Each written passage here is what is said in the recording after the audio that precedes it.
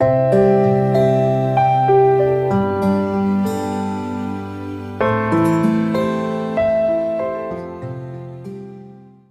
Guys, स्वागत है आपका हमारे channel Anil sir IT YouTube channel में।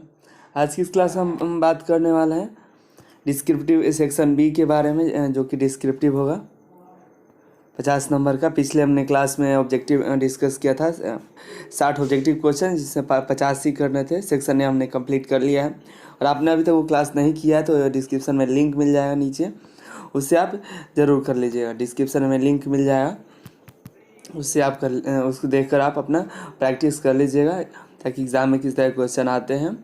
और आपको अन्य अभी तक सब्सक्राइब नहीं किया है तो प्लीज़ सब्सक्राइब कर लीजिए, बेल आइकन को दबा लीजिएगा। अपने दोस्तों को ज़रूर शेयर किया, ताकि उनको भी एग्ज़ाम में अपनी मदद मिल सके। तो ये देखिए, ये है डिस्क्रिप्टिव क्वेश्चन ग्रुप बी। आपके एग्ज़ाम में दो तरह के क्वेश्चन आते हैं, ग्रुप ए जो कि ऑब्जेक्टिव होता है, और दूसरा होता है डिस्क्रिप्टिव, ग्रुप बी होता है। ग्रुप ए के लिए आपको OMR शीट मिलता है, और ग्रुप बी के लिए आपको एक सादा पेपर मिलेगा, जिस पर आपको ये सारा डिस्क्राइब करके लिखना है। तो चलिए क्वेश्चन नंबर 1 को देखते हैं। क्वेश्चन नंबर 1 है कि आपका right an essay about 150 to 200 word in anyone. 5 दिया हुआ है, देख सकते हैं, 1 2 3 4 और 5 क्वेश्चन रहेंगे आपके एग्जाम में। 5 में से किसी एक पर आपको लिखना है, जो कि टोटल मार्क्स आपका होगा, एक जो लिखेंगे उसका 8 मार्क्स का होगा। ठीक है, तो इस हिसाब से आपने चूज कर लीजिए किस पर आपको लिखना है।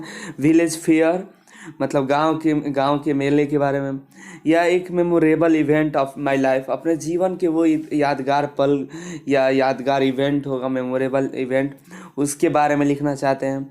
या माय फेवरेट गेम, अपना मनपसंद गेम के बारे में, खेल के बारे में। ये बुक फेयर या डोरी सिस्टम जैसे कि दहेज प्रथा, उसके बारे में। तो सबसे पहले हम बता दें, ग्रुप बी एक ऐसा है जिसके बारे में आप जितना लिखेंगे उतना बेहतर होगा। तो ये हिंदी में तो सब आसानी से लिख लेते हैं, कुछ लोग होते हैं इंग्लिश में आसानी से लिख लेते हैं। तो आपको ये मॉडल सेट से ये पता चलेगा कि आप कितने नंबर का आप क्वेश्चन हल करके आ सकते हैं।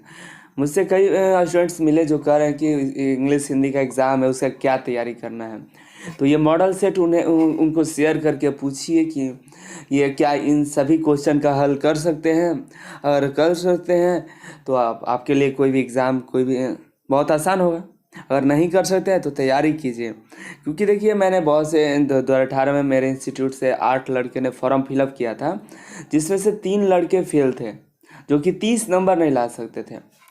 और जो भी 5 लड़के पास हुए हैं, वो भी 34-35 नंबर से पास हुए हैं, मतलब इंग्लिश से 34-35, 33-34 हिंदी में लाए हैं। तो इसलिए आपको तैयारी करना होगा। ठीक है, तो हम सभी के बारे में नहीं बताएंगे, 5 के बारे में, हम सिर्फ एक के बारे में बताएंगे, विलेज फेयर। बाकी आपको दे देंगे, आप स्क्रीनशॉट ले लीजिएगा, या वैसे आप इन सभी का डिस्क्रिप्शन PDF मिल जाएगा, आंसर देख सकते हैं। तो चलिए विलेज फेयर के बारे में पहले डिस्कस कर लेते हैं।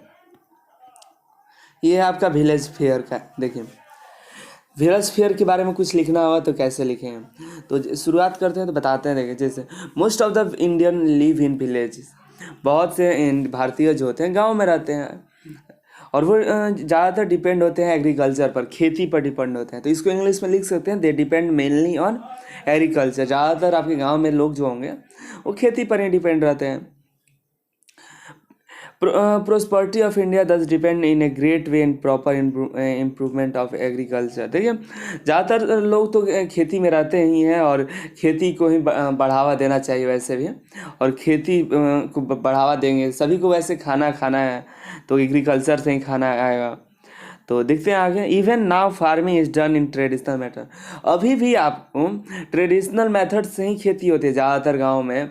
ट्रेडिशनल मतलब पुराने समय के जो मेथड है, नियम है, उसी तरह से अभी भी खेती होती है। जैसे पंजाब में है, हरियाणा में है, कि नए नए टेक्निक यूज़ किए जाते हैं पानी पटाने के लिए, रोपनी के लिए नए नए मशीन यूज़ किए जाते हैं। अब तो हर जगह धीरे धीरे आ रहा है, लेकिन अभी भी ट्रेडिशनल मेथड यूज़ किए ही जाते हैं। तो इसको लिख सकते हैं, इवन नाउ, अभी भी खेती में पुराने मेथड, पुराने नियम यूज़ किए जाते हैं। Even now farming is done in traditional method. As a result, a great portion of the population remains jobless for a pretty long time of the year. और इसका रिजल्ट है कि आपका बहुत से पॉपुलेशन जो हैं अभी भी जॉबलेस हैं, लंबे समय से जॉब से रहित हैं.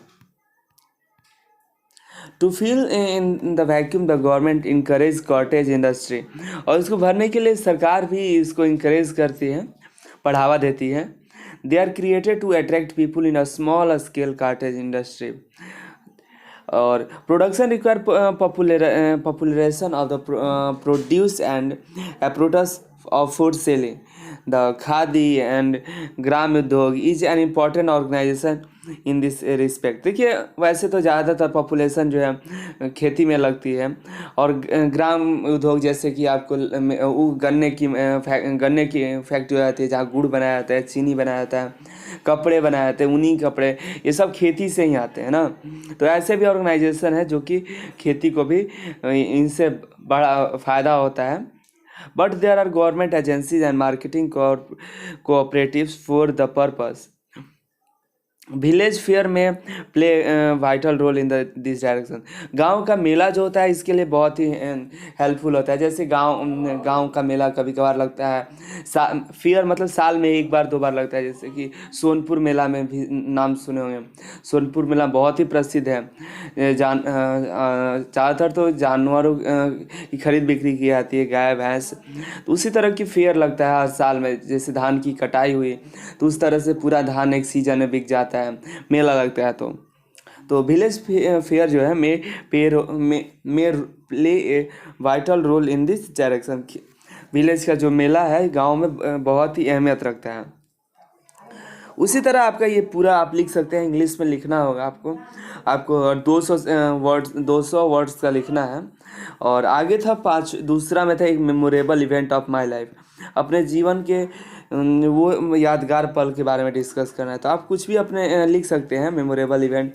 आपको अपने आइडिया से भरना है. इसमें तो हम देख के तो पढ़ सकते हैं, आप भी देख के पढ़ सकते हैं, लेकिन उससे नहीं, आपको जो जैसा याद होगा और जैसा समझ सकते हैं वो अपनी भावनाओं को इसमें लिखना होगा. देख सकते हैं, इसका स्क्रीनशॉट लेने की ज़रूरत नहीं है, PDF आपको डिस्क्रिप्शन में मिल जाएगा इसका आसानी से. और उसी तरह आप नीचे जाए तो फेवरेट गेम के बारे में आ जाए, तो इसको भी आपको हम क्या बताएं, ये मुझसे बेहतर आप जानते हो कि कोई भी गेम का नाम ले लीजिए और उसके बारे में जितना बढ़ा चढ़ा के लिखना है लिख सकते हैं. जैसे बहुत से बच्चों का क्रिकेट होता है तो क्रिकेट में लिख दीजिए अपने क्रिकेट के बारे में, क्रिकेट आखिर आया कहाँ से. और हर साल आप भी देखते भी हैं, अभी IPL चलता है, क्या क्या चलता है उसके बारे में लिखिए. बहुत ही इंटरेस्टिंग गेम है, तो उसमें कितने लोग भाग लेते हैं, ऐसा रहा था. तो हमको उम्मीद है सभी लिख सकते हैं फेवरेट गेम पे, ठीक है, क्योंकि उसमें फेवरेट गेम में तो सभी यूज़ करते हैं, बस इंग्लिश लैंग्वेज यूज़ करना हो सभी को. ये बुक फेयर है, किताब का मेला के बारे में लिखना है. और आगे डोरी सिस्टम, ये है दहेज प्रथा. ये जाने वाली नहीं है, अभी भी चलते लोग इसको बहुत ही, आजकल हम भी शादी में बहुत इसका यूज़ किया गया है. डोरी सिस्टम दहेज प्रथा का. लोग जितना ज़्यादा पैसा मिलता है, उतना बड़ा आदमी होता है, उतना ही ज़्यादा पैसा मिलता है. वैसे तो गवर्नमेंट जॉब है तो उनका ज़्यादा ही मिलता है, तो इसलिए आपको भी ऐसा करना है. डोरी सिस्टम हटाना, बिहार में वैसे हर जगह बंद है, इसके खिलाफ है सभी लोग. तो इसी पे लिखना था डोरी सिस्टम पे. बहुत पहले से इस पर ऐसे लिखने के लिए आता है डोरी सिस्टम पे. हिंदी में भी आता है दहेज प्रथा पे ऐसे लिखने के लिए. दूसरा क्वेश्चन है, इसको एक्सप्लेन करना है किसी एनीवन. 4 है, 1 2 3 4 में किसी एक पर लिखना है जो कि 4 नंबर का आपका होगा. तो चारों में से देखिए ये जो है आपका क्या है, बुक से है. हाँ, they who one another keep he alive and are part way. ये जो आपका बुक से है. Now the leaves are falling fast. चलिए हम बी के बारे में बताते हैं आपको, और इसके सभी के डिस्क्रिप्शन में आंसर मिल जाएगा. वैसे बताते हैं आपको बी के बारे में. देखिए वैसे ये है 2A का आंसर, 2B का है. द पोएट मीन्स बी था, बी का क्वेश्चन था कि now the leaves are falling fast, मतलब इसके बारे में बताना है कि now the leaves are falling fast. ये जो सेंटेंस है इससे जो क्या है, पोएट है, मतलब एक कविता होगा, इससे कविता क्या कहना चाहता है, इस लाइन में कविता को क्या कहना है, कवि क्या कहना चाहता है इस पोएट में। तो देखिए इसके बारे में देखते हैं। द पोएट मीन्स, ये है B, the poet means that the leaves of the branches of the tree are falling and the tree are become leafless. तो कह रहा है कवि का कहने का तात्पर्य है कि जो पत्ते हैं ब्रांच के, टहनियों के जो पत्ते हैं पेड़ के मतलब पेड़ के टहनियों के जो पत्ते हैं वो गिर रहे हैं, फॉलिंग, और गिर रहे हैं, और पेड़ जो हो रहा है लीफलेस मतलब पत्ते से रहित हो रही है। अगर कोई पेड़ है उसकी जो उसकी टहनी है, टहनियों में पत्ते लगे हुए हैं और वो पत्ते गिर रहे हैं, तो आगे क्या हो रहा है, तो पत्ते गिर रहे हैं तो पेड़ क्या होगा, लीफलेस है, पत्ता रहित हो जाएगा, उससे पत्ता नहीं बचेगा। It is also meant by a person who slowly goes to it death. और कहना है जैसे कि हम ही लोग की तरह है, पेड़ भी सेम हमारी तरह ना है, एक सजीव है, और वो जैसे पेड़ के पत्ते गिर रहे हैं, पेड़ सूखते जाएगा, उसी तरह हम लोग हैं, एक पर्सन है जो कि धीरे धीरे मृत्यु की तरफ जा रहा है, and at last in a grave, और लास्ट में ग्रेव हो जाएगा। लाइक ए ट्री, एकदम पेड़ की तरह, every human life are to be destroy, जैसे पेड़ की तरह हमारी लाइफ भी डिस्ट्रॉय हो जाती है अंत में, जैसे पेड़ सूख जाता है, कट जाता है, जल जाता है, उसी तरह हम भी धीरे धीरे डेथ की तरफ जा रहे हैं, हमारा भी डिस्ट्रॉय हो जाता है। This is none who are be life, इसका कहना है कि this is are none, there is none who can be alive, कोई ऐसा नहीं है जो अमर है। एवरी वन इज मोर्टल, सभी जो हैं मोर्टल हैं, कोई भी यहाँ अमर होने नहीं आया हुआ है। अगर हम हैं तो धीरे धीरे हम भी डेथ की तरफ जा रहे हैं। पेड़ भी क्या हो रहा है, उसकी टहनियाँ सूखेगी, धीरे धीरे पत्ते झड़ेंगे और वो पेड़ सूख जाएगा। उसी तरह एक जैसे छोटा पौधा होता है, धीरे धीरे बड़ा होता है, बड़ा के फल देता है, धीरे धीरे फिर ढलने लगता है, सूख जाता है। उसी तरह एक मानव होता है, पहले छोटा बच्चा होता है, बड़ा होते होते फिर धीरे धीरे वो डेथ की तरफ चला जाता है और उसका डिस्ट्रॉय जाता है, जैसे एकदम पेड़ की तरफ। अब सी भी बता देते हैं, जैसे सी है अदर कैट, इसमें क्वेश्चन क्या था, क्वेश्चन देख लेते हैं। क्वेश्चन था there are other cat like Mangori Mungojerrie and Griddlebone, but there are no one like Macavity. तो मेरे ख्याल से ये सी जो है, इसमें तीन बिल्लियाँ हैं जिनका नाम यही है मंगोजिरी, ग्रीडल बोन और एक है मैकेविटी। तीनों है तो इनमें दो को एक से कंपेयर किया जा रहा है।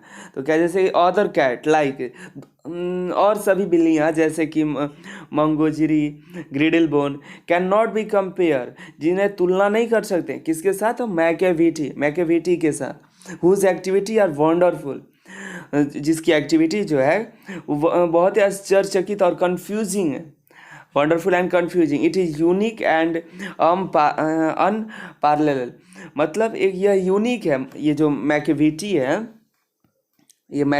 है, इन दोनों से कंपेयर नहीं कर सकते। ये मैकेविटी जो है, इसकी एक्टिविटी जो है बहुत ही वंडरफुल है और कंफ्यूजिंग भी है। तो ये इससे होता है कि यह बहुत ही यूनिक और अनपैरेलल है। तो इसका आपको समझ में आया होगा कि ये जो कहने का इसका तात्पर्य है, ये जो पोइट का या राइटर जो हैं कहना चाहते हैं कि ये तीन बिल्लियाँ हैं जिनमें दो जो हैं उनको मैकेविटी से कंपेयर नहीं कर सकते। मैकेविटी का जो बहुत ही वंडरफुल है, ठीक है। बस उसी तरह 4 है। अब क्वेश्चन नंबर 3 को देखते हैं थोड़ा।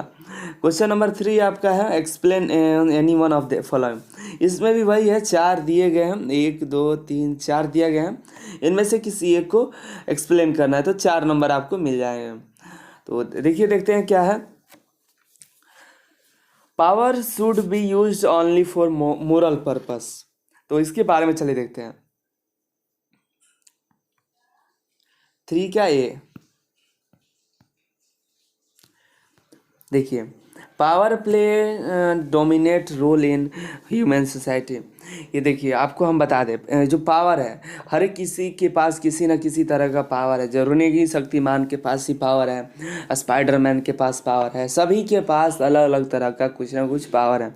जैसे कि आपके पिताजी के पास पावर है आपको कंट्रोल करने का, किसी ऑर्गेनाइजेशन में बॉस को है, हर एक एम्प्लॉय को कंट्रोल करने का, तो सबके पास अलग अलग तरह का पावर है। बैंक में मैनेजर के पास पावर है सभी एम्प्लॉय को कंट्रोल करने का। उसी तरह हमारी ह्यूमन सोसाइटी में, हमारी जो सोसाइटी है उसमें बहुत ही पावर का जो बहुत ही अहम रोल है। पावर सभी को, जैसे डीएम एसपी आते हैं पूरा रोड खाली रहता है, इस तरह से सभी के पास पावर, जिसके पास अलग अलग तरह की पावर है। उसी तरह इसके बारे में चर्चा करना है कि ये जो पावर है वो उसका यूज जो करना है सिर्फ मोरल पर्पस के लिए करना है, न कि आत्मा हमारे पर्पस के लिए, सभी के लिए, सभी जिससे सभी का फायदा हो, न कि खुद का फायदा हो। वही देखते हैं, power of a man, power of society and power of a state are the main kind of power. ये जो एक आदमी का पावर और एक सोसाइटी का पावर और एक स्टेट पूरे राज्य का पावर, ये है पावर के काइंड है, प्रकार है।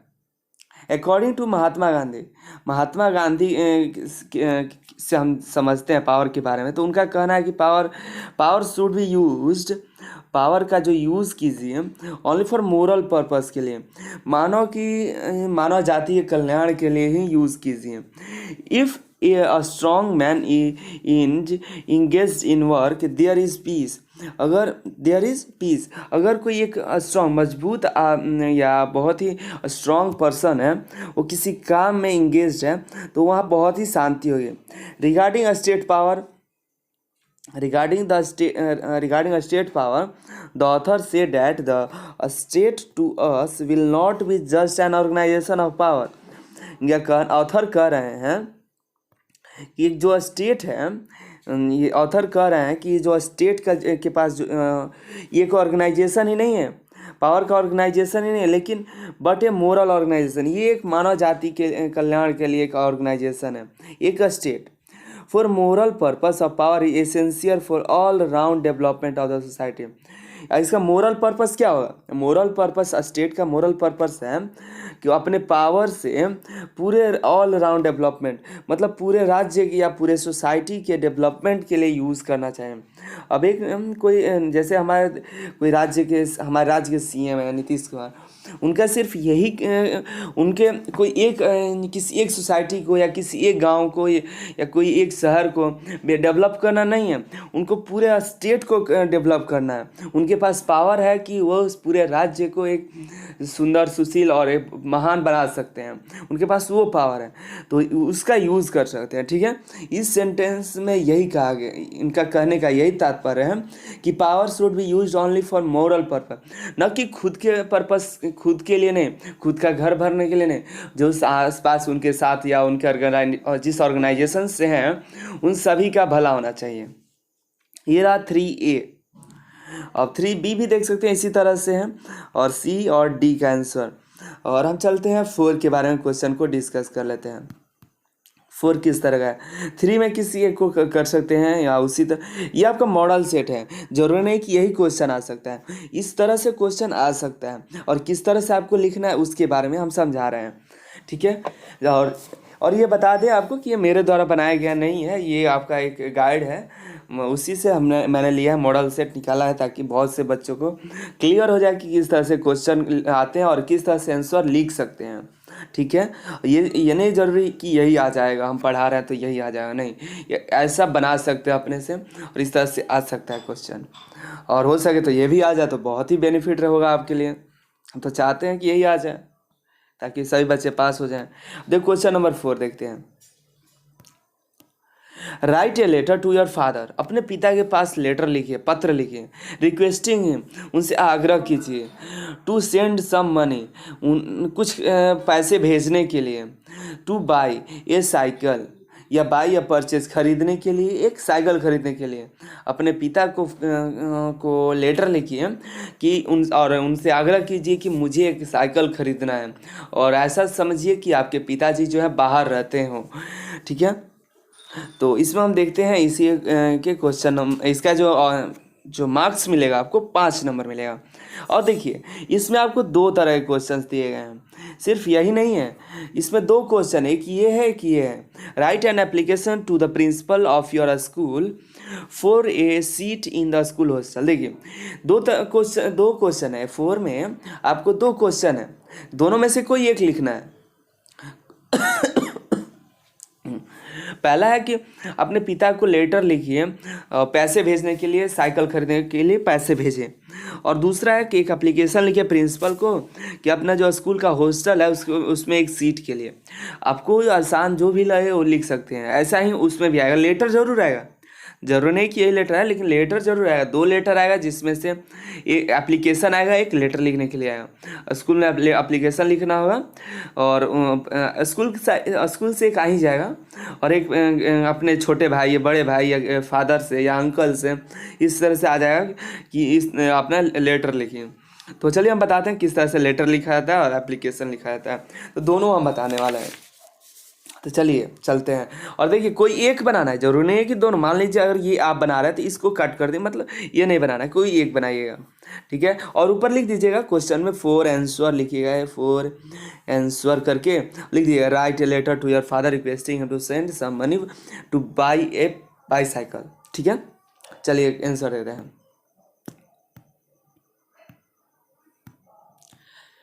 ये देखिए ये है आंसर। तो सबसे पहले अपना लिख लीजिएगा, यहाँ पे एड्रेस लिख लीजिएगा ऊपर। कोई भी लेटर लिखिएगा तो देखिए बाय डिफ़ॉल्ट चीज़ें जो है वो आपको बता दें। यहाँ पे एड्रेस अपना लिख दीजिएगा और डेट लिख दीजिएगा। एड्रेस मतलब बक्सर लिख दीजिए, बक्सर बिहार, और उस तारीख का डेट लिख, कोई भी डेट लिख दीजिएगा, यही मत कॉपी पेस्ट कर दीजिएगा। अब क्या लिखिएगा उसके बाद, और ये जो लाइन है वो खाली रखिएगा। यहाँ पे ये लाइन खाली रहेगा, उसके बाद ये लिखने के बाद नीचे वाले लाइन में लिखिएगा ये डियर फादर जी, फादर जी लिखिएगा। और यहाँ पर तो नहीं लिखा है, और आप बीच में चाहे तो प्रणाम लिख सकते हैं। यहाँ पे प्रणाम लिख सकते हैं, नहीं भी लिख सकते हैं, प्रणाम लिखकर और ये लगा दीजिएगा, प्रणाम लिख दीजिएगा। फिर लिखिएगा thank you for your kind letter. ऐसा मानना है कि उन्होंने आपको एक लेटर लिखा है, तो यहाँ पे लिखिएगा thank you for your kind letter, I receive your letter today. उनको ऐसा आपको पता होना चाहिए कि आपको अपने कल एक लेटर प्राप्त किया है, तो इसका हो जाएगा I receive your letter today. आपका मैंने आपका जो पत्र आज प्राप्त किया। I become very glad to read it, मैं बहुत ही ग्लेड हुआ, मैं बहुत ही प्रसन्न हुआ आपका पत्र पढ़कर। I am quite well here, मैं बहुत अच्छा हूँ। और hope the same of you are and all the member of the family. और मतलब हमको लग रहा है कि ये जो लड़का है वो है घर से दूर है और फैमिली से दूर है, तो घर पर लेटर लिख रहा है कि hope the same of you, आशा करता हूँ कि आप सभी, एंड ऑल द मेंबर, और घर के सभी सदस्य भी ठीक ही होंगे, ठीक है। इतना लिख लीजिए और आपने ट्राई कीजिए, घर पे बैठ के इसको लिखिए। यही नहीं इस तरह से ये लिख लीजिए, फिर और भी तरह के मॉडल सेट लाएंगे, तो उस तरह से देख देख के अपना लिखिए। एक आध लिखिएगा तो आपका आइडिया हो जाएगा किस तरह से लेटर लिखेंगे। आपका देखिए 4-5 नंबर का लेटर है, आप गलती से ही थोड़ा थोड़ा लिखेंगे तो 5 में से आपको 4-3 नंबर आ ही जाएगा, लिखेंगे तो छोड़िएगा नहीं। तो ये हो गया। इसके बाद देखते हैं, तो ये तो बड़ा है क्या शायद, हाँ लिखिएगा I have been working hard for the examination, मैं एग्ज़ाम के लिए बहुत ही कड़ी मेहनत कर रहा हूँ। But there is a problem for me, लेकिन मेरे लिए एक समस्या खड़ी हो गई है। विच हैम्पर माई स्टडी, जो कि मेरे पढ़ाई को नुकसान पहुँचा रही है। I have to go to a school on foot, मैं स्कूल पैरों से चल कर जाता हूँ। I have to cover a distance of 5 miles daily on foot, मुझे अपने पैरों से मतलब पैदल 5 मील प्रतिदिन दूरी तय करने पड़ते हैं। I have to leave for a school at 8:30 AM, so I do not find enough time of study in the morning. इसलिए मैं पढ़ाई के लिए, सुबह में पढ़ाई के लिए टाइम नहीं निकाल पाता हूँ। एक पहला है कि आई हैव टू लीव, मुझे स्कूल के लिए 8:30 बजे सुबह ही निकल जाना पड़ता है। इसलिए मुझे सुबह में पढ़ने का टाइम ही नहीं मिल पाता है। I am very tired when I return from school, और मैं थक जाता हूँ और स्कूल से घर लौटते समय। So I can not study seriously in the evening, और मैं सीरियसली शाम को पढ़ भी नहीं सकता। ऑफकोर्स नहीं कोई पढ़ सकता है। तो इसमें बताना है I want to buy A cycle, और मैं एक साइकिल खरीदना चाहता हूँ। So that I may save much time, जिससे मेरे कुछ समय बच जाते हैं और एनर्जी भी, ताकि मैं स्टडी कर सकता हूँ, मैं पढ़ाई कर सकता हूँ। Therefore please send me some money, therefore इसलिए मुझे कुछ पैसे भेजिए बाईसाइकिल खरीदने के लिए। Please convey my compliment to elder one and love younger one, और कन्वे मत प्लीज़ कहिए मेरे बेस्ट ये जो कम्प्लीमेंट्स, और मेरे भाई को और मेरे सभी छोटे भाइयों को प्यार दीजिएगा। और यहाँ पर अपना एड्रेस लिख दीजिएगा, यहाँ एड्रेस लिखा हुआ है, एड्रेस लिख के और यहाँ पर अपना लिख दीजिए योर लविंग सन दीपक, ठीक है। और ये अपने पिता को लेटर हो जाएगा। ये एक बार लिखिए अपनी कॉपी पे, एक बार ट्राई कीजिए और इसको देखकर ही लिखिए, और एक बार 2 बार रिपीट करिए, आपको बहुत ही अच्छा लगेगा। और जैसा भी ये लेटर लिखने के लिए आता है, तो ऐसा एज्यूम कीजिए, मानिए ऐसा कि आप ही उसको पढ़ रहे हैं, और आपको खुद ऐसा, जैसे कि यहाँ साइकिल के लिए कहा गया, आप एक लेटर लिखिए जिसमें बाईसाइकिल खरीदने के लिए कहा जाए। एक लेटर लिखिए जिसमें बुक खरीदने के लिए पिताजी से पैसे मांगने हो, या कुछ ऐसा ही लिखिए कि आपको शादी के लिए ड्रेस खरीदने के लिए, या किसी को बर्थडे गिफ्ट देना है, कुछ अपने दोस्त को बर्थडे गिफ्ट देना है, उसके लिए कुछ पैसे मंगाइए। इस तरह से कुछ लेटर्स लिख के रख लीजिए, जिससे आपको एग्ज़ाम में बहुत ही हेल्पफुल होगा। तो आगे देखते हैं, प्रिंसिपल के लिए लिखना था। क्या लिखना था प्रिंसिपल के लिए कि क्या लिखना था? लिखना था कि हॉस्टल में रूम के लिए ना, ये ना। तो चलिए लिखते हैं, देखिए। तो देखिए, सबसे पहले प्रिंसिपल को डायरेक्ट आप लेटर लिख नहीं सकते हैं, ये ध्यान रखिएगा। तो यहाँ पर टू करना होगा, टू करके द प्रिंसिपल, ठीक है। इसको हम कुछ नहीं लगाएंगे, टू द प्रिंसिपल पढ़ते रहे से, ठीक है। मॉडर्न स्कूल आ रहा है तो आप कोई भी अपना स्कूल लिख दीजिएगा, कोई भी स्कूल। थ्रू, ये लिखिएगा, थ्रू मतलब द्वारा, थ्रू द क्लास टीचर। ये आप जो लेटर देंगे क्लास टीचर को देंगे, डायरेक्ट प्रिंसिपल को नहीं दीजिएगा, इसलिए बीच में थ्रू लगाएगा, the class teacher. Sir most humbly and respectfully, बहुत ही आदरपूर्वक। I beg to say that I am a regular student of class 10th of your school. तो मैं कहना चाहता हूँ कि मैं आपका स्कूल का कक्षा 10 के रेगुलर छात्र हूँ, ठीक है। I have got new admission in your school, मैंने नया एडमिशन मैंने आपके स्कूल में नया एडमिशन लिया है। My village is far from the school, मेरा जो गांव है स्कूल से बहुत दूर है। I have to come to school from long distance on foot, मैं स्कूल आता हूँ पैरों पर बहुत ही लंबा दूरी तय करके, मतलब मैं पैरों से स्कूल लंबी दूरी तय करके आता हूँ। One account of property I am unable to buy a bicycle, और मेरे पास पैसों की कमी के कारण आई अनेबल टू बाई, मैं बाईसाइकिल नहीं खरीद सकता। So I often come to school late, इसलिए मैं स्कूल लेट आता हूँ। I therefore requested you to allow me a seat in the school hostel, इसलिए मैं आपसे अनुरोध करता हूँ कि मुझे एक सीट आपके स्कूल हॉस्टल में दिया जाए। Find this for this act of your kindness, और आप इस दयालुता के लिए आई शैल रिमेन ग्रेटफुल टू यू, मैं आपका सदा आभारी रहूँगा। यह है आपका प्रिंसिपल को लेटर। और नीचे आपको ज़रूर लिखिएगा योर मोस्ट ओबीडियंट स्टूडेंट, अपना नाम लिख दीजिएगा, और क्लास या जो भी थोड़ा सा लिख कर आप बस लिख सकते हैं, और यहाँ डेट डाल दीजिएगा, जो भी डेट लिखना हो डेट लिख दें। ये आपका हो गया प्रिंसिपल को लेटर। इसमें आपको कहा गया हॉस्टल के सीट के लिए, तो आप कुछ और भी, ये तो आप लिख लीजिएगा कॉपी में अपना, ट्राई कीजिएगा। उसी तरह कुछ और भी एप्लीकेशन लिख लीजिएगा प्रिंसिपल को, जैसे कि किसी प्रॉब्लम में है, जैसे आपका क्लास नहीं चल रहा है, या कोई सब्जेक्ट है जो कि आप उसका एक्स्ट्रा क्लास लेना चाहते हैं। इस तरह से आपकी सोच के एक आध एप्लीकेशंस, या आपने तबीयत ख़राब है, अब स्कूल को बीच में क्लास में बीच में लीव लेना चाहते हैं, या इस तरह से कुछ और चीज़ें, बुक खरीदने के लिए पैसे नहीं है तो स्कूल से इशू कराना चाहते हैं, लाइब्रेरी से, तो इस तरह से अपना लिख के ट्राई कीजिए, ठीक है, ताकि इसमें से कुछ आता है तो आपको आसानी से लिखने में आसानी रहेगी, ठीक है। क्योंकि देखिए आप जितनी मेहनत एग्ज़ाम में करेंगे उतना बेहतर होगा। वैसे करना चाहिए मेहनत, बहुत से बच्चे तो आसानी से निकाल लेंगे, लेकिन बहुत से बच्चे अभी भी इसको वो क्या बोलते हैं, ध्यान में नहीं रख रहे, बस एडमिट कार्ड लेंगे, एग्ज़ाम देने जाएंगे, फेल होकर आ जाएंगे, फिर कहें कि सर मैं तो फेल हो गया, बताइए। तो अब क्या कर सकते हैं। चलिए 5th नंबर क्वेश्चन का आंसर देते हैं।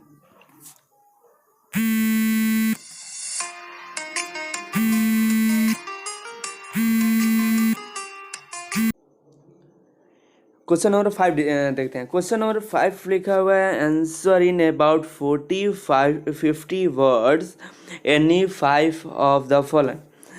किसी 5 को डिस्कस करना है। कितने हैं, कितने, 1 2 3 4 5 6 7 8 9 10 हैं। 10 में से आपको किसी 5 को करना है, ठीक है। 5 को क्या करना है, आंसर देना है। तो ये जो आपका आंसर है वो आपका बुक का है, तो आपको तो पता चल ही गया कि 10 नंबर आपका चला गया, क्योंकि आपने बुक तो पढ़ा नहीं होगा। टोटल 10 नंबर का है, तो आप कोई भी किसी भी क्वेश्चन का आंसर नहीं दे सकते हैं।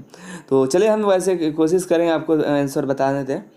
तो है, what is meant by the phase A pulse in the external mind. तो 5 का ए का है, देखते हैं। What is meant by the phase A pulse in the external mind, ये है आपका आंसर। आंसर छोटा सा है, 2-3 लाइन का, आप इसको याद भी कर सकते हैं। तो अगर आपने बुक लिया होगा तो इसको याद कर लीजिएगा, क्योंकि ये आपको किसी तरह से आएगा होगा नहीं, ठीक है। तो आंसर है 5A का, the phase A pulse in the external mind indicate a long cherished desire. The poet want to say that there must be a pulse in the external mind whose work to avoid war. मतलब एक poet है, कहना चाहता है कि जो external mind में जो पल्सेस हैं वो काम करते हैं, कब काम करते हैं, जो वार को अवॉइड करने होते हैं, मतलब युद्ध को, जो युद्ध होने वाला है उसको रोकने का या नज़रअंदाज करने का काम करता है। देखते हैं बी क्या था। बी क्वेश्चन 5B है, why is Macavity termed in criminal. Macavity एक क्या थे, मैकेविटी कोई एंट थी क्या, एंट, हाँ मैकेविटी 2C में क्वेश्चन था, अभी अभी डिस्कस किए थे हम लोग मैकेविटी के बारे में। Macavity is termed as a criminal because it defies the law and indulges in activity in criminal nature, ठीक है। ये था बी का। सी क्वेश्चन देख लेते हैं। सी क्वेश्चन है, there are other cat like मंजूर। ये तो क्वेश्चन नहीं, ये था what did the fire him say to him. Question है, ये आप क्वेश्चन देख लीजिएगा। क्वेश्चन है why what did the fire him say to him, इसका क्वेश्चन है। ये आपका देखिए बुक का क्वेश्चन आंसर, ठीक है, इसको आपको याद ही करना होगा। The fire him said to him, speaker से कहना चाहता है fire him that he had forgiven him and now it has taken wait to overlook and pardon him his time for the sin he committed, ठीक है।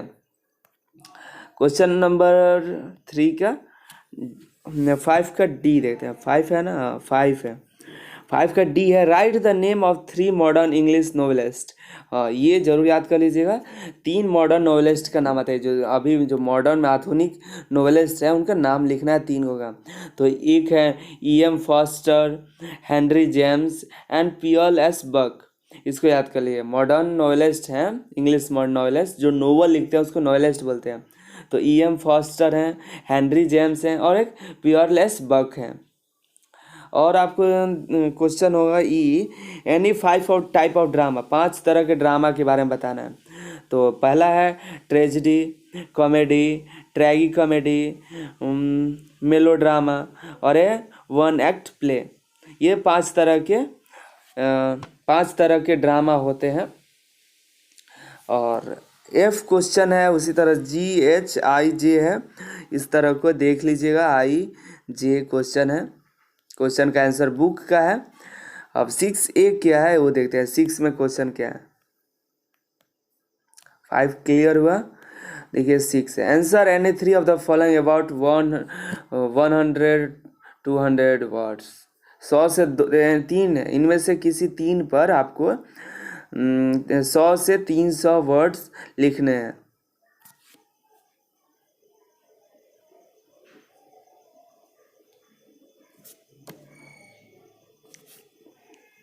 जैसे देखिए आपको ये है 6 है, 6A B और C है, CDE है, ये इतना है, 5 है। देखिए 6 के बारे में समझ लीजिए ध्यान से, क्या करना है इसमें। Answer any 3 of the following about 200। तो देखिए 6A B C D और E है, 5 है। 5 में से आपको किसी 3 पर आपको 3 को ही बनाना है, किसी 3 को। तो आप ले सकते हैं, इनमें बहुत से बच्चे क्या करेंगे, ई बना लेंगे। ई बना सकते हैं।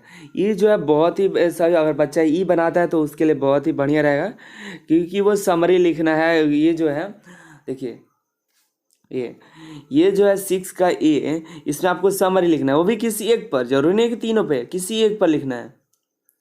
और ये जो है राइट द समरी ऑफ, इसमें भी किसी एक पर लिखना है। और सी जो है, सी में 3 है, 3 में से किसी एक पर लिखना है। तो आप वो भी लिख सकते हैं, या मैच करा सकते हैं। मैच अगर जानकारी होगा तो मैच भी करा सकते हैं। डी में से सिर्फ एक बनाना है, डी में मतलब डी क्या है, पूरा बनाना है, या डी एक ही बनाइए, या 5 इसमें से ट्रांसलेशन बनाना है। 8 ट्रांसलेशन है, ट्रांसलेशन 8 में कोई 5 ही बनाना है, आपको 5 ही को बनाना है। 8 को ऐसे से 5 आसानी से चूज करके बना सकते हैं। तो आप देख लीजिए आपको कौन सा बनाना है। तो ऐसे सभी का आंसर मिल जाएगा आपको डिस्क्रिप्शन में।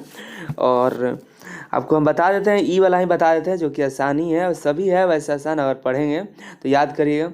ट्रांसलेशन हम तो कहें कि ट्रांसलेशन एक बार टेंस समझ ही लीजिए, डिस्क्रिप्शन में लिंक है, ट्रांसलेशन बनाना सीख लीजिए। या आप यूज़ कर सकते हैं ऑक्सफोर्ड ट्रांसलेशन बुक, जिसमें से ट्रांसलेशन से बहुत से बुक क्वेश्चन आते हैं। जैसे कि आप ऑब्जेक्टिव क्वेश्चन में 5 से 7 क्वेश्चन आ ही जाते हैं। तो चलिए हम ट्रांसलेशन बताते हैं। ई का 1 बनाते हैं, वह कलम से लिख सकती है, वह कलम से लिख सकती है। तो ती है मतलब लड़की है कोई, ऑफकोर्स है। तो लड़की के लिए हम क्या यूज़ करते हैं, सी यूज़ करते हैं। वह के सी हो जाएगा सी। सकता सकती के लिए, सकना सकने के लिए हम कैन यूज़ करते हैं। क्या लिखें, कैन। तो सी कैन हो जाएगा, कलम से लिखती है, पहले तो लिखती है, क्या करती है, वर्ब लगाएंगे। सी कैन, कैन के बाद हमेशा वर्ब का पहला रूप लगता है, तो लिखना मतलब राइट होता है। तो सी कैन राइट, कलम से लिखती है, तो मतलब विथ लगाएंगे, विथ ए पेन। तो अब क्या बनाएंगे इसको, she can write with a pen, she can write with a pen, वह कलम से लिखती है, तो she can write with a pen हो जाएगा। लिख लीजिए कॉपी में, और इसका बनाइए, कॉपी निकाल लीजिए, पेन भी निकाल लीजिए, आप बनाने में आसानी होगी। E2 है, तुम्हें व्यायाम करना चाहिए, ठीक है, तुम्हें व्यायाम करना चाहिए। तो देखिए, तो चाहिए का होता है, शुड लगाते हैं, चाहिए, सकना के लिए कैन लगाते हैं, और चाहिए के लिए शुड लगाते हैं। ये जो है can, could, say, can, could, shall, should, will, would, may, must, might, ये सब जो है मॉडल है, ठीक है। इसको इसका हम यूज़ करना है इसमें। तो तुम्हें का क्या होता है, यू होता है, यू के बाद चाहिए है तो मोडाल यूज़ करें, यूज शुड हो जाएगा। अब व्यायाम करना मतलब टेक एक्सरसाइज होता है। और जितने भी मोडाल होते हैं, can, shall, will, can, could, may, must, might, ये सब के साथ वर्ब का पहला रूप यूज़ होता है। वर्ब का जो है, वर्ब का पहला रूप, वर्ब प्लस वन यूज़ किया जाता है। वर्ब का पहला रूप, सर वर्ब के साथ पहला रूप, ठीक है। तो हम तुम्हें व्यायाम करना चाहते, यू शुड टेक एक्सरसाइज हो जाएगा। तीसरा देखिए, उसने पटना के बारे में लिखा है, उसने का ही हो जाएगा, लिखा है। ये जो टेंस है आपका प्रेजेंट परफेक्ट टेंस है। लिखा है, लिखी है, लिखे हैं, चुका है, चुकी हैं, चुके हैं, गाया है, ई है, या है, ई है, ऊ है, ये सब जो है प्रेजेंट परफेक्ट टेंस में आते हैं। अगर टेंस वाला टॉपिक आपने नहीं पढ़ा है तो डिस्क्रिप्शन में लिंक है, उससे पढ़ सकते हैं, टेंस बनाना आ जाएगा आपको। उसने पटना के बारे में लिखा है, तो पढ़ते हैं। तो उसने का ही हो जाएगा, ही के साथ इसका रूल होता है परफेक्ट का, subject plus has have plus verb का तीसरा रूप प्लस ऑब्जेक्ट होता है। कॉपी में नोट कीजिए, सब्जेक्ट प्लस वर्ब का हैज हैव होता है, subject plus has have plus verb का तीसरा रूप प्लस ऑब्जेक्ट होता है। तो हम इतना तो हम टेंस नहीं बता सकते हैं, बहुत लंबा क्लास हो जाएगा, तो हम इसमें बस बता देते हैं आपको कैसे बनेगा। ही हैज, अब लिखा है तो लिखना का होता है राइट, राइट का तीसरा रूप होता है रिटेन। तो ही हैज रिटेन, पटना के बारे में लिखा है तो अबाउट पटना, बारे में होता है, अबाउट को बारे में बोलते हैं। उसने पटना के बारे में लिखा है तो हो जाएगा he has retain about Patna. तुम्हें यह बात अच्छा, मैंने तुम्हें यह किताब देने आया, मैं तुम्हें यह किताब देने आया हूँ। चौथा नंबर है, मैं तुम्हें यह किताब देने आया हूँ। तो ये कैसे बनेगा, ये आपका जो है ये भी वही है, प्रेजेंट परफेक्ट टेंस है, या है, ई है, ऊ है, ये सब क्या है, ये है आपका प्रेजेंट परफेक्ट टेंस। तो इसका भी वही रूल होगा, मैं का आई हो जाएगा, आई हैव, आना का होता है कम, कम का तीसरा रूप होता है कम, केम कम होता है तो कम ही हो जाएगा। I have come to give मतलब देना, I have come to give you, या गिव यू हो जाएगा दिस बुक, यह किताब का दिस बुक हो जाएगा। तो इसको बोल सकते हैं I have come to give you this book. और नेक्स्ट है, तुम्हें यह बात किसने बताई। तो बताई है, देखिए ये आपका एक बात ध्यान से रखिएगा कि अगर लास्ट में लिखा है, लिखी है, या है, ई हूँ, ऐसा रहेगा तो है लगा है तो आपका प्रेजेंट परफेक्ट में है। अगर कुछ नहीं लगा रहता तो ये होता है पास्ट इंडेफिनिट हो जाता है। क्या होता है, यह बताई, यह बात किसने बताई, अगर बताई है होता तो ये प्रेजेंट परफेक्ट टेंस में होता, अगर सिर्फ बताई है तो पास्ट इंडेफिनिट में है। तो इसको हम बनाते हैं पास्ट इंडेफिनिट का रूल क्या है। तो समझ लीजिए कि पास्ट का रूल होता है सब्जेक्ट होता है, सब्जेक्ट प्लस वर्ब का दूसरा रूप प्लस ऑब्जेक्ट होता है। लेकिन WH वर्ड है, किसने बताई, मतलब ये क्वेश्चन वाचक सीन है। देखिए तो यहाँ पे इसने क्वेश्चन मार्क नहीं लगाया है, गलती किया है, टाइपिंग मिस्टेक किया। देखिए यहाँ पे क्वेश्चन मार्क होना चाहिए था, किसने बताई है, ठीक है। तो किसने बताई, इसको हम आंसर बनाएंगे हु डिड का यूज करेंगे, who did tells this to you, who did tells this to you, यह बात तुम्हें किसने बताई, तुम्हें यह बात किसने बताई, इसका हम बना सकते हैं who did tells this to you. इसमें से बदबू आ रही है, इसका हम डिस्कस करना तो कैसे करेंगे, इसको बनाना होगा तो ये आ रही है, देखिए आ रही है तो इसको हम बनाएंगे it smell much bad, it smells much bad. और 7 देखते हैं, शाम कल बाजार जाओ, मतलब शाम में बाजार जाओ। तो go to market in the evening, आज मैं शाम में कल का इवनिंग होता है, बाजार का हो जाएगा आपको मार्केट। बदबू का होता है स्मेल। बदबू बदबू का स्मेल, ऐसे गंध का स्मेल होता है, बदबू आ रही है मतलब स्मेल मच बैड। इसमें बदबू आ रही है मतलब खराब स्मेल आ रहा है, उसको बोलते हैं। इसमें से खराब स्मेल आ रही है या बदबू आ रही है। ठीक है, तो इसका हो जाएगा आपका इसमें से बदबू आ रही है तो हो जाएगा इट स्मेल्स मच बैड। और शाम में कल बाजार जाओ तो go to market in the evening. आज मैं श्याम से मिलने जाऊंगा। Today I will go to meet Shyam हो जाएगा। आज का टुडे हो जाता है। मैं आई और जाऊंगा, गागी है तो आई के साथ विल लगाएंगे, आई विल। और विल के साथ भी वर्ब का पहला ही रूप लगेगा। जाऊंगा कि गो होता है, गो के बाद टू लगेगा, गो टू। मिलना मतलब मीट होता है, और किससे मिलना है तो श्याम से, तो हो जाएगा today I will go to meet Shyam. ये आपका 6 नंबर क्वेश्चन हो गया। अब हम देखते हैं 7 नंबर। 7 नंबर क्या है? 7 नंबर क्वेश्चन यही है कि read the extract carefully and answer the following question. इसको ये एक तरह का आपका चैप्टर है, एक तरह का पैराग्राफ है। इसको पैराग्राफ को रीड करना होगा और रीड करके इसमें 4 क्वेश्चंस दिए हुए हैं, उसका आंसर देना है चारों का। ये या तो ये दीजिए या तो और करके यहाँ पे ये दिया हुआ है, ये और, या तो उसको दीजिए या इसको दीजिए। Write a precis of the following and give a suitable title. इसको लिखना है और एक सुटेबल टाइटल देना है। यही है लास्ट क्वेश्चन। ठीक है, और इसका प्रीसेस मतलब इसका जो होता है छोटा सा, ये जो दिया हुआ है write a precis of the following and give a suitable title. Precis मतलब होता है आपका संक्षेप में लिखना। ये जो कहानी लिखा गया है, पैराग्राफ लिखा गया है, इसका सबसे पहले आपको टाइटल देना होगा। टाइटल मतलब इसका हेडिंग, ये क्या है जो लिखा हुआ है उसका एक सूटेबल कुछ भी इसको पढ़िएगा तो उसके जो टाइटल निकलेगा उसको लिख दीजिएगा। और उसके बाद उसका संक्षेप में लिखना है, इसके कहानी का छोटा सा 3 या 4 लाइन का, जो इसी में से निकाल के कोई छोटा सा निकाल के लिख सकते हैं। तो इसमें वही चीज़ छोटा सा निकाल के आप लिख सकते हैं, तो ये आपके लिए आसान रहेगा। ये भी आसानी है वैसे 7 नंबर, या भी इसको क्वेश्चन का आंसर इसी में मिल जाएगा, तो वो भी लिख सकते हैं। जैसे कि हम इसके बारे में देखते हैं, इसको अगर पढ़ते हैं 7 का और 7 का दोनों का बताते हैं। दोनों में से कोई एक करना है, या तो आप ये वाला कीजिए या ये वाला कीजिए, कोई एक कर सकते हैं। इसमें आपको सिर्फ छोटा सा संक्षेप में लिखना है इसी कहानी का, और एक सूटेबल टाइटल दे देना है। या इसको लिखिएगा तो इसका चारों का आंसर लिखना है, सभी का चारों का। तो आप आपको जो आसान लगे उसको लिख सकते हैं।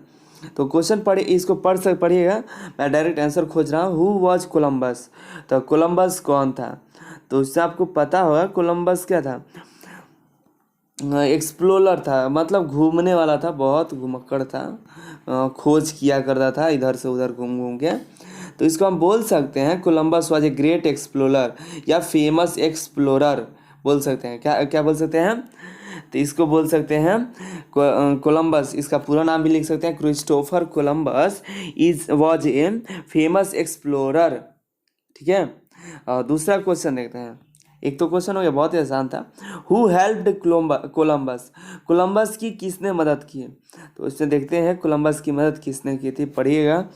तो डिस्कवर इंडिया की भी खोज की थी। The king of Spain helped him. हाँ देखिए यहीं पे लिखा हुआ है, हेल्प यहाँ पर है, किसने हेल्प की थी?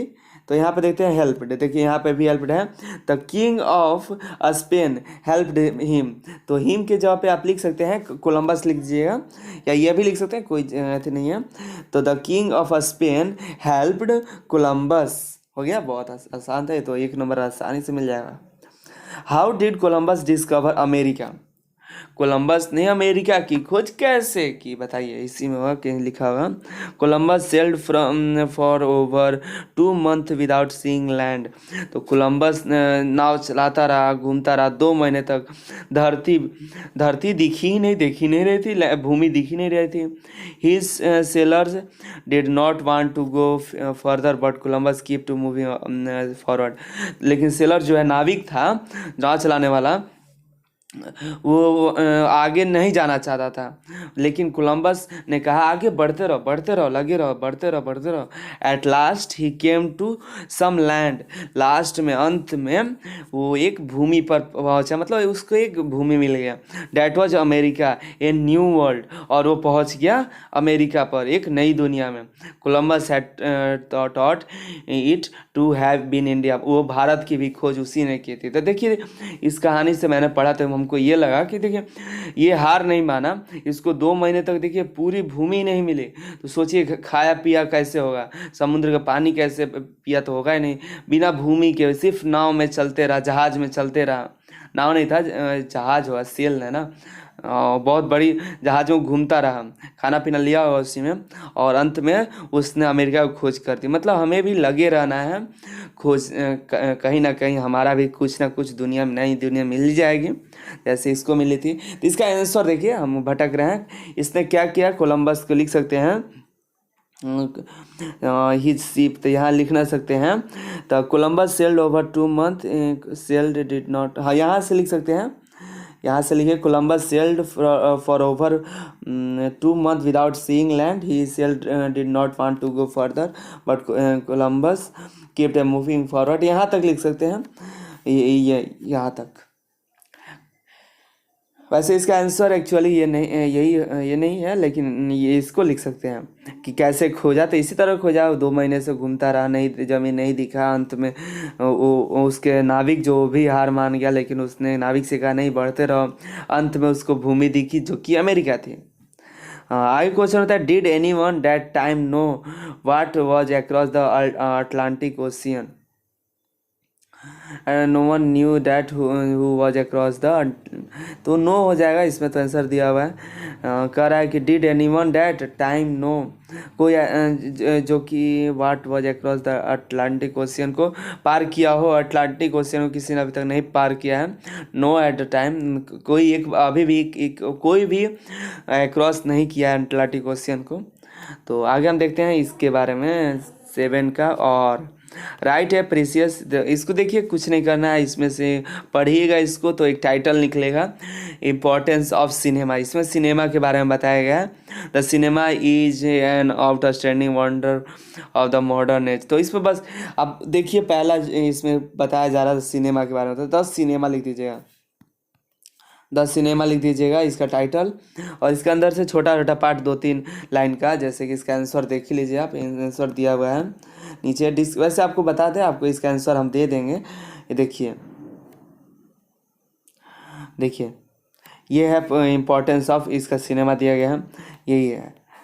और देखिए इसका जो टोटल वर्ड है, जो कहानी लिखा गया है वो 146 का है, और फिर से आपको सारांश लिखे हैं 46 वर्ड का।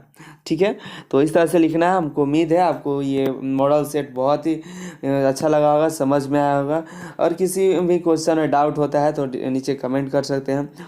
हम मॉडल सेट हिंदी का लाने वाले हैं, हिंदी का लाएंगे, क्योंकि एक मैंने पहले ऑब्जेक्टिव बता दिया, फिर सब्जेक्टिव के नीचे PDF मिल जाएगा। और अपने दोस्तों को ज़रूर शेयर कीजिएगा, लाइक कीजिएगा, कमेंट कीजिएगा। किसी भी प्रकार की कोई जानकारी होगी कमेंट करके पूछ सकते हैं। तो आपको बहुत बहुत धन्यवाद। Thanks for watching. Don't forget to subscribe, watch more and more videos on Anil Saratia YouTube channel. And if you have any query, please comment below, share with your friends and like this video. And at the end, thanks for watching.